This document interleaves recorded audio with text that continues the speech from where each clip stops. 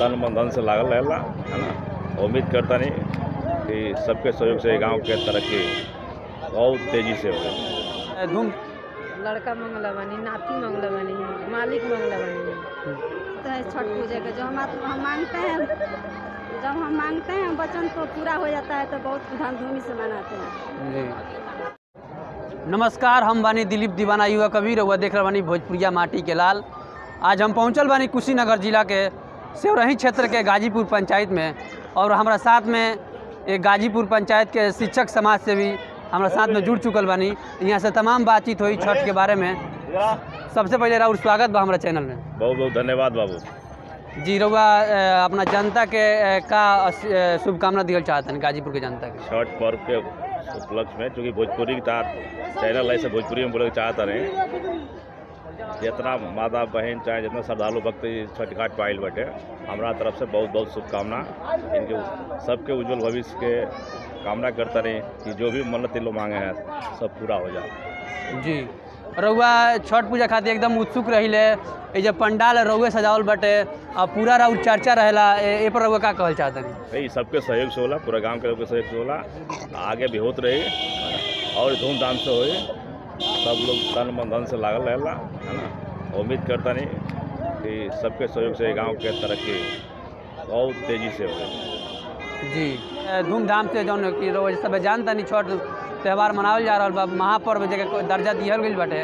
यहाँ पर कुछ माता बहन लोबानी लोग यहाँ से तमाम बातचीत करें हम।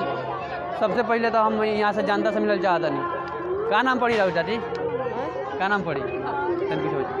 पीछे का नाम पड़ी? छठी माई के लगे जाए का मन्नत मंगला बनी छठी माई से? छठी माई से लड़का मंगला बनी, नाती मंगला बनी, मालिक मंगला बनी। छठ पूजा अपना बहुत बड़ा पर्व के दर्जा दिया गया बा। ए पर का कहल चाहते हैं? मतलब जितना दिवाली के दर्जा ना दिला उतना छठी माई के दर्जा दिया का है? छठ माई के महत्व ज़्यादा है। 3 दिन व्रत भूखल जला हो गया। एगो कोसी वाला चाहे एगो कोनो छठ के गीत गुनगुना देने रोकत।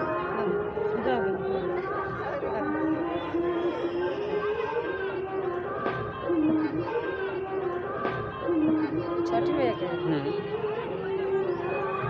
जइया से कार्तिक चढ़ल दिलावा गइले घाबड़ा।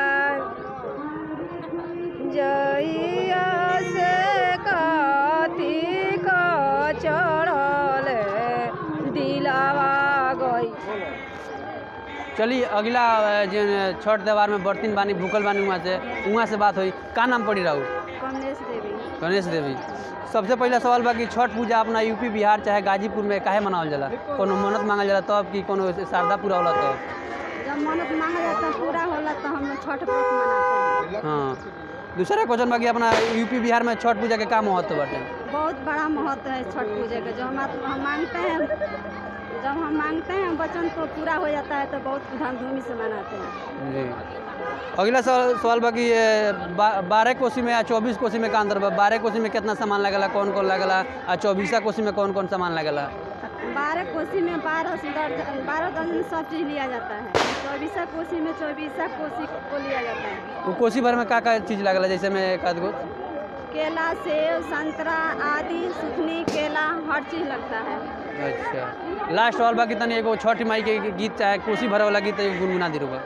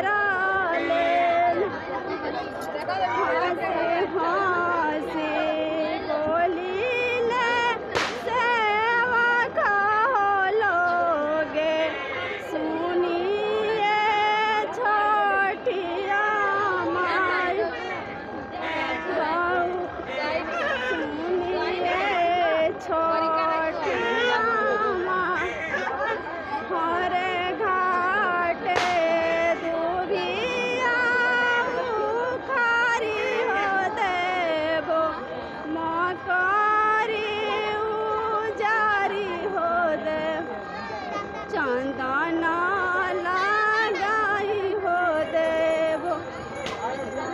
जी बहुत बहुत धन्यवाद। गाजीपुर के पंचायत भवन टोला में और यहाँ बहुत ही धूमधाम से हम चाहें कैमरामैन से कि चारों बगल के दृश्य दिखाई रहुआ जौन की उत्साह पर्व बिहार और यूपी झारखंड के महापर्व मनावल जाला। ये हम कैमरामैन चाहें कि चारों बगल के दृश्य दिखाएं कि 36 घंटा के ये पर्व बहुत महापर्व मानल जाला। कैमरामैन मृत्युंजय के साथ दिलीप दीवाना युवा कवि, धन्यवाद। बंद कर।